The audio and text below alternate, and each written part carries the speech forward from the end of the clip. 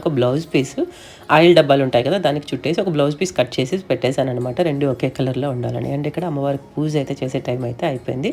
So పూజకి ready అయిపోతున్నాను. First ప్రతి వీడియోలో నేను చెప్తున్నాను కదా, ఫస్ట్ అయితే అమ్మవారికి మనం నిత్య పూజ చేసే ఏదైతే మన పూజా రూమ్లో పూజ చేసుకుని తర్వాత మన పూజ అనేది స్టార్ట్ చేయాలి. అలాగే ఇక్కడ డెకార్ ఎలా చేశారో చూపిస్తున్నాను. అండ్ ఇక్కడ అమ్మవారి కోసం చీర, పసుపు, కుంకుమవి రెడీ చేసి పెట్టేశాను అనమాట. అండ్ పువ్వులు వచ్చేసాయి. రోజువారీ పువ్వులు తీసుకొచ్చేయమని చెప్పాను. 2 పెద్ద దండలు, అలాగే బొగడ పూల మాల దండ, అలాగే కనకాంబరాలు, విరజాజులు, తులసిమాల అండ్ విడిపూలు, అన్ని రకాల విడిపూలు ఇలా రోజు తీసుకొచ్చేయమని చెప్తున్నాను అనమాట. అండ్ నిమ్మకాయలు ముందు రోజే రెడీ చేసి పెట్టుకున్నాం కదా, ఇలాగా అన్ని అక్కడ గుడిలో అమ్మవారికి అండ్ మన ఇంట్లో అమ్మవారికి రెడీ చేసి పెట్టేసుకోవాలన్నమాట దండలన్నీ కూడా. అండ్ ఇక్కడ నేను పూజా రూమ్లో దండలు అయితే వేయలేదండి, ఎందుకంటే తులసిమాల పెద్దదైపోతుంది, విరజాజులు సరిపోలేదనమాట.